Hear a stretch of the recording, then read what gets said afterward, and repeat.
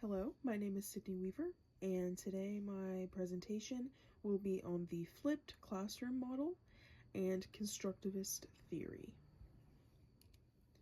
What is the constructivist theory? Constructivism is a learning theory that emphasizes the active role of students in building their own understanding. Rather than passively receiving information, learners reflect on their own experiences and take time to learn independently. For example, this would be if students were assigned a video lecture to watch independently at home, and next day the following class period will look like a lot of classroom discussions, maybe peers teaching class, examples like that. Who are the constructivist theorists? First, we have John Dewey. John Dewey believed that education should be based on real-life experiences. Dewey also believed students learned best through not just doing, but doing independently. This is where the constructivist theory comes in, with not just doing, but doing independently, then coming together at the end to work as a group. Second, we have Jean Piaget, one of the most influential in constructivism, specifically through his theory of cognitive development. Piaget believed children constructed their understanding of the world by interacting with it. This brings in constructivism because it discusses the active role of the student rather than the passive role of the student. Lastly, we have Jerome Bruner, who built on Piaget's ideas and introduced the concept of scaffolding, which we will talk about later on in the PowerPoint. Bruner believed learning is an active process, reference to constructivism, where learners construct new ideas based on prior knowledge. This is heavily reliant on his theory of scaffolding. We will talk about that in detail later on as I define it later on in the presentation. So, what is the flipped classroom model? So the flipped classroom model is an instructional approach that reverses the traditional learning environment. Instead of delivering content through lectures in class, students first become familiar with new material at home.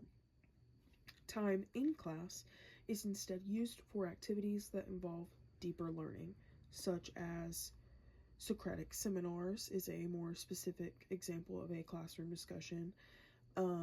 Peers teaching subjects in class to kind of review and to show their personal understanding.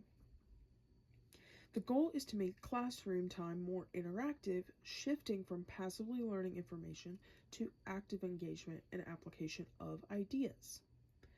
Flipped classroom allows students to log foundational information into their long-term memory prior to class, which lightens the cognitive load during class. This can help students form new and deeper connections and develop more complex ideas. Does the constructivist theory support the flipped classroom model? Yes, in a lot of ways, the constructivist theory does align with flipped classroom. Here are some examples. Active learning. The constructivist theory promotes learning through active engagement with ideas. Flipped classroom encourages students to actively apply what they've learned during class rather than passively receiving information during in-class lectures. 2. Student-centered learning. Constructivism suggests that learning should be centered around the learner while the teacher acts as a facilitator. In flipped classroom, students take responsibility for their learning of new content while the teacher guides and supports them in the classroom. For example, I think that the best way of doing this in the music classroom, especially in high school settings, is having your students getting in front of the class, teaching each other what they're learning.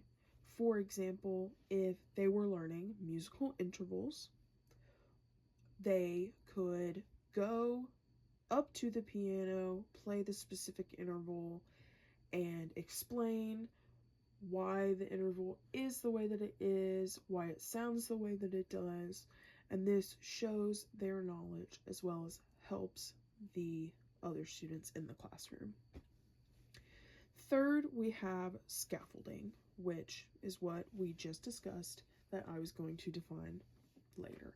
Constructivism highlights the need for scaffolding, which can be defined as support provided by teachers as the students build on prior knowledge.